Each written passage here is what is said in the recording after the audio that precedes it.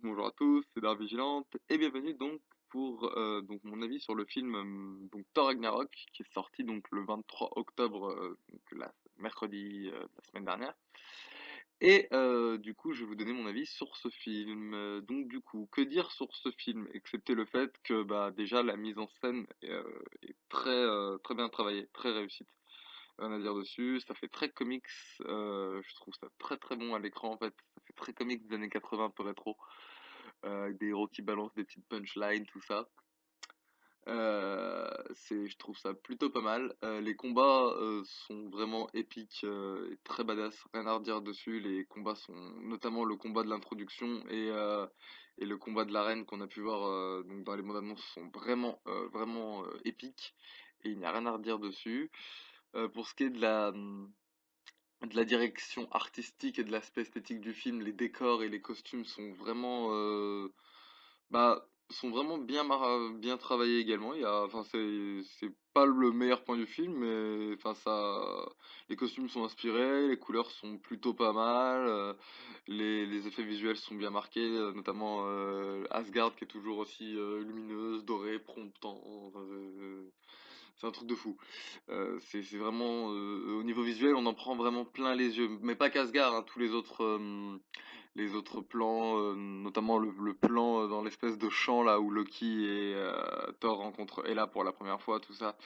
Non, la direction artistique est plutôt soignée et il y a rien à redire dessus. Pour ce qui est de la direction des acteurs et même du travail des acteurs en général, bah c'est plutôt bon. C'est plutôt bon. Chris Hemsworth et Tom Hiddleston qui jouent effectivement Loki et Thor, bah ils s'éclatent et ça se voit.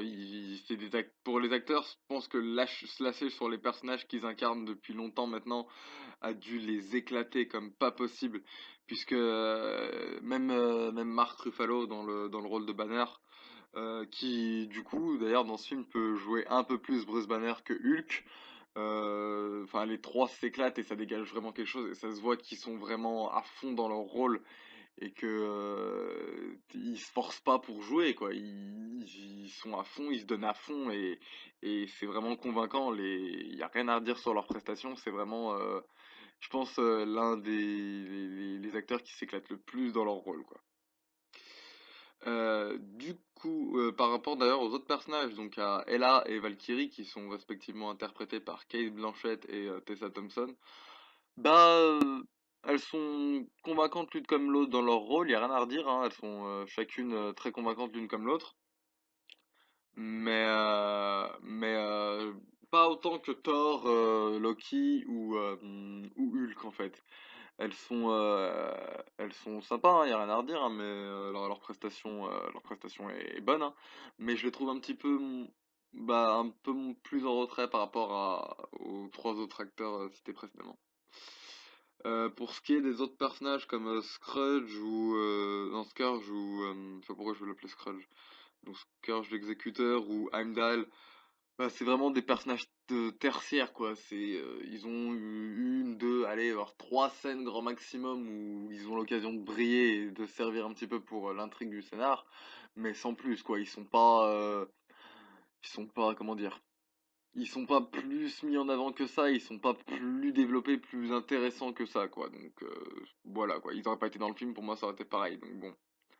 Mais voilà quoi, c'est pas ça qui c'est enfin, voilà, on va pas se dire en sortant de ce film, tiens, j'aimerais bien lire des comics où il y a un peu plus Sendai, où il y a un peu plus Scourge parce que pas intéressant plus que ça quoi.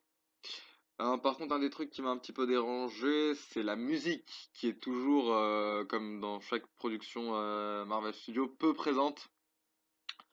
Mais bon, il y a quelques morceaux qui sont notables, comme la musique qu'on a pu faire dans le trailer, donc le thème Immigrant, la musique, c'est le morceau, je crois, qui s'appelle Immigrant Song, et je l'ai sur le bout de la langue. C'est le groupe Led Zeppelin, je crois, ça vient du groupe Led Zeppelin, ouais. Et quelques thèmes un peu récurrents comme le thème de Thor ou tout ça. Mais du coup, le thème donc Immigrant Song qui est un thème un peu électro des années 80 est plutôt sympa, qui colle un petit peu à ce qu'on a voulu coller comme aspect au film, et j'ai trouvé ça plutôt pas mal. C'est pas aussi rétro et aussi assumé que dans un Gardien de la Galaxie, mais je trouve que c'est plutôt pas mal. Par contre, un des très bons points du film, c'est que le film se moque un petit peu gentiment de l'univers cinématique Marvel Studios qu'on a pu découvrir jusque-là.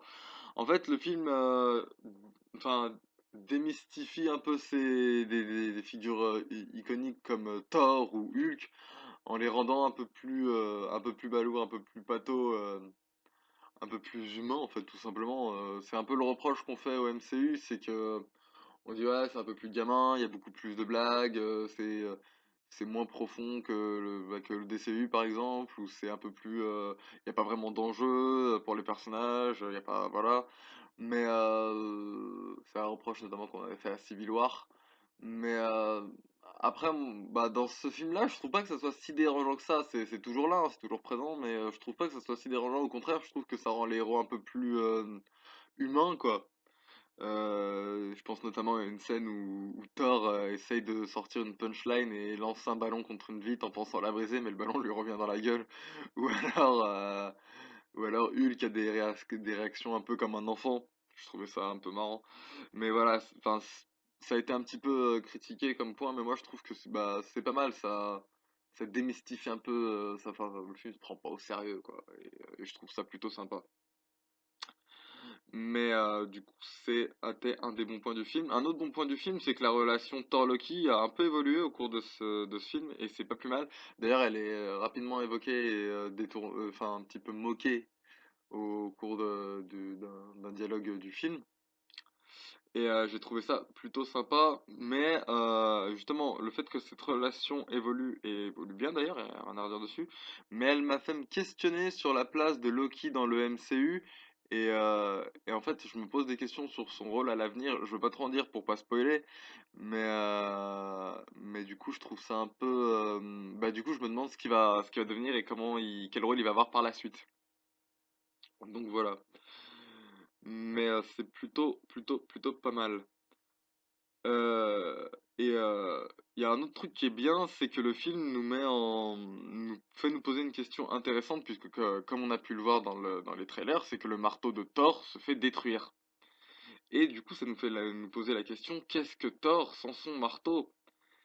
Eh ben, c'est plutôt pas mal, puisque ça nous montre un Thor qui devra se dépasser, qui va devoir arrêter de compter sur son arme, tout simplement, qui va devoir arrêter de compter sur un objet et compter que sur lui-même, qui réfléchit un peu plus, qui se montre un peu plus concerné par ce qui peut arriver sur Asgard, et qui se rappelle avant tout de qui il est, pourquoi il est si puissant, et qui est vraiment le dieu du tonnerre en fait. Et d'ailleurs, c'est un petit peu aussi moqué au long du film. Mais j'ai trouvé ça vraiment pas mal et vraiment bien mis en scène également. Voilà. Après, pour ce qui est de Ella, je parlais un petit peu d'Ella quand même, bah, son introduction est intéressante en fait dans la mesure où elle pop pas de nulle part comme plein de méchants en fait, et elle rencontre pas le héros par un concours de circonstances incroyable, mais elle pop. En fait, son apparition résulte d'une conséquence. euh, résulte d'une conséquence que personne ne peut maîtriser en fait. Et du coup, j'ai trouvé ça plutôt intéressant comme manière d'amener le super vilain du film. Et j'ai trouvé ça plutôt sympa. Et le personnage d'Ella, même si c'est un méchant assez simple, assez, comment dire, basique, on va dire, et ben en fait le fait que je sais pas, c'est un méchant qui reste intéressant tout de même, et puis l'effet visuel autour de ce personnage est très bien amené. Je veux dire, au début elle a une tenue qui ressemble pas vraiment à la Ella des comics, mais pas que ça me dérange, hein, mais elle ressemble pas vraiment, quoi. Mais au fur et à mesure du truc, on se rend compte que elle a son casque comme dans les comics avec les grandes cornes, tout ça, etc., la tenue un peu plus traditionnelle qu'elle peut avoir dans les comics. Et je m'attendais pas à ce qu'ils le fassent d'ailleurs, son casque, mais ils l'ont fait, et franchement il rend super bien. Et l'effet visuel autour de ce casque est vraiment bien amené, il apparaît un peu comme par magie et il pousse d'un coup, un peu comme celui de Loki d'ailleurs, celui avec les cornes là. Et j'ai trouvé ça vraiment très stylé. et l'effet visuel autour du personnage d'Ella a vraiment rien à redire et vraiment très joli en fait, rien à redire. Voilà, donc pour conclure, je dirais que ce film est plutôt intéressant et Thor a enfin un bon film, notamment le meilleur des trois films, qui peut un petit peu changer de ce que Marvel Studios a l'habitude de faire, notamment pour le dénouement, je m'y attendais vraiment pas, du coup, mais du coup est intéressant dans le fait que bah, ça apporte un peu quelque chose de nouveau et le dénouement est un peu intéressant. Euh, Même au niveau des scènes post-génériques, elles apportent que dalle en fait. Mais vraiment, genre, elles apportent pas grand-chose en fait. Enfin, celle qui est liée donc à l'intrigue de Thor sous-entend qu'il va y avoir quelque chose d'horrible qui va arriver. La deuxième est vraiment dans le genre de celle de Captain America dans Spider-Man Coming. Mais elle apporte rien d'exceptionnel en fait, la scène qui est liée à l'intrigue de Thor, et elle tease pas grand chose par rapport à Infinity War. Du coup, bah, enfin, si, elle tease quelque chose un petit peu, quoi, vraiment un tout petit peu, genre, c'est très minime. Et, et en plus, quand tu regardes le planning du MCU, les deux prochains films, ah bah, il y a qu'un film en fait avant Infinity War, et ça sera Black Panther. Alors, à moins qu'il se passe un truc de ouf dans Black Panther, je sais pas ce qui va se passer. Je sais pas comment ils vont annoncer Infinity War juste après du coup. Mais voilà quoi, je trouve ça plutôt sympathique dans l'ensemble. Et le film surprend, le film ose et les fait rend bien. Et qui nous met un film un petit peu différent, un petit peu à l'ouest de ce que peut proposer le MCU d'habitude.